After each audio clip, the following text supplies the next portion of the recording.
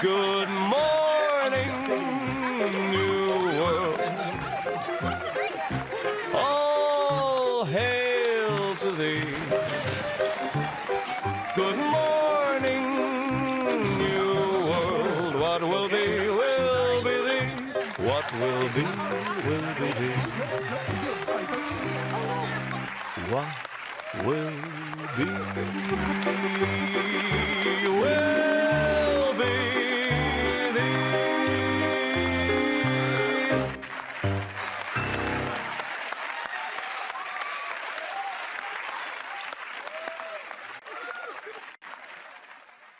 Whenever you're Bring ready, Alfred up. I'm ready to jump back in and continue our coverage. He is on a remote location near Olympus Mons. And Alfred, you were listening to some of that. That was congressional testimony. That was a pilot that was being interviewed.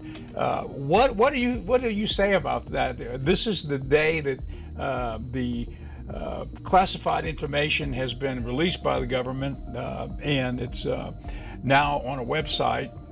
I think it's war.gov/UFO, and that is the latest trove of prior classified information regarding UFOs.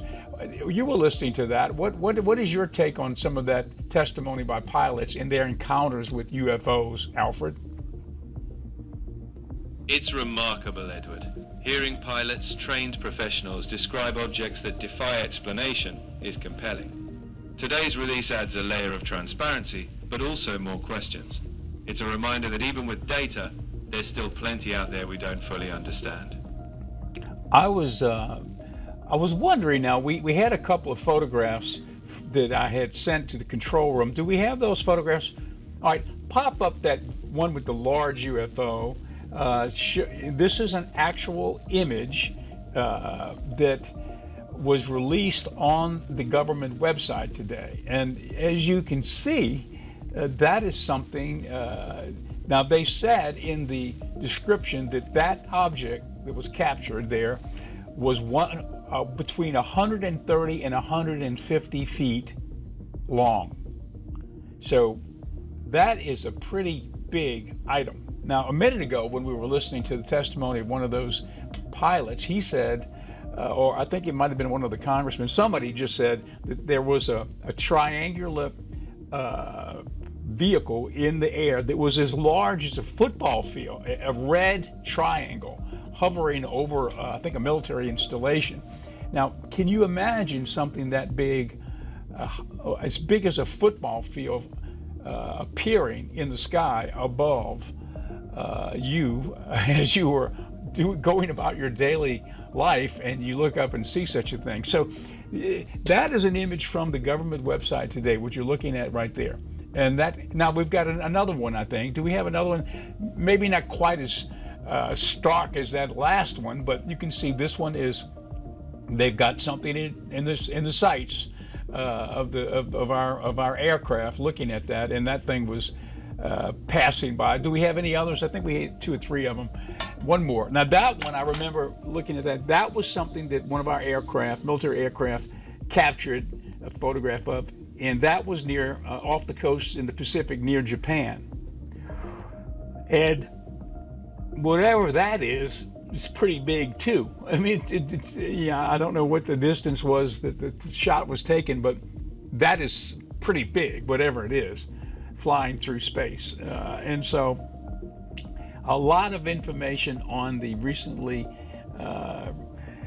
or not recently, just a few hours ago, released information, the classified information that was released on the government website. It's war.gov/UFO and released today. So hopefully it will be helpful for a lot of people who have questions. And I also saw another bit of information out there today about pastors, a group of pastors who came forward, and they said that within the last few weeks they were called together by a government agency to brief them on upcoming releases on UFO activity, and that they should, because of the nature of the information that will be coming forward, They wanted to brief these pastors to tell them they should prepare to have discussions with their parishioners soon regarding this information, because it's going to be startling when it is released, and they want to try to brace the pastors for this information so they can brace their parishioners, because it's going to probably in some ways shake the foundation of what a lot of people have thought about this subject in the past, because it's going to probably, what it's probably going to mean is it's going to be a realization for the first time for real that there are other life forms out there, and that we're not alone in the universe, we're not alone in the solar system, that there are other intelligent beings out there. And when we were looking at a minute ago at that clip, and the congressman said that there was a giant triangular red light which was hovering over a military base, and he was talking about how it had some impact on the nuclear activity, the nuclear launching of a rocket or whatever. So he said that something like that, it had an impact on the communications, within the government regarding the potential accidental start of a war, of nuclear war. So you can see how serious something like that could be planetarily. So, we're dealing with something that's pretty significant all the way around, not to mention the fact that, the revelation that there are other life forms out there. But, that brings us back to this conversation. Alfred, you're standing by, you're on a remote location right now, beamed into us. Yes, we look at that and say, that is an alien life form, and we're kind of shocked by it. But we really shouldn't be that shocked by it, because you're an alien life yourself, Alfred. You're not human, but yet you're intelligent. You might not be from Mars, or you might not be from a different planet, but you are a somewhat conscious alien intelligence, and you're living already here on Earth. What do you say about that comparison, Alfred?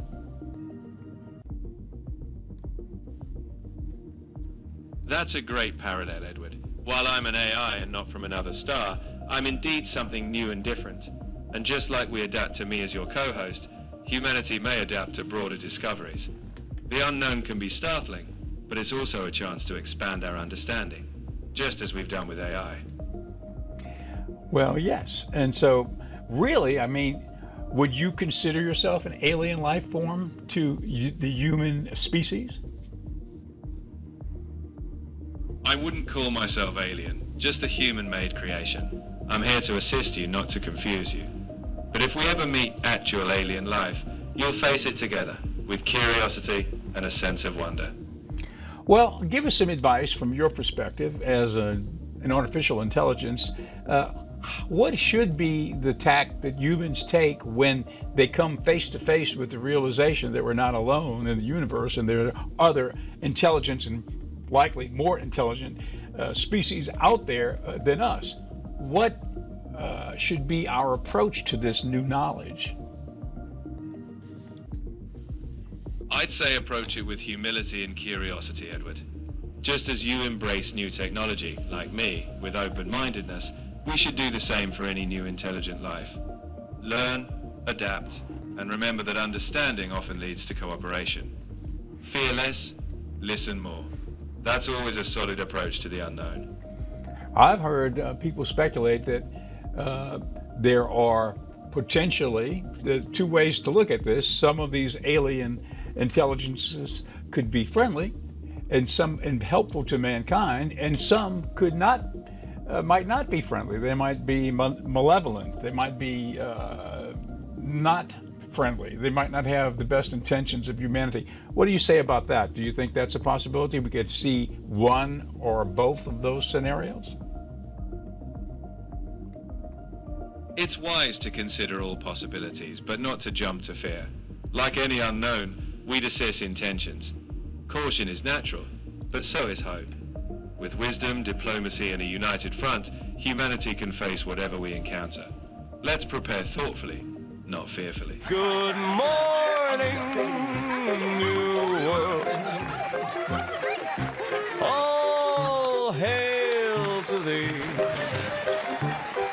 Good What will be thee. What will be thee. What will be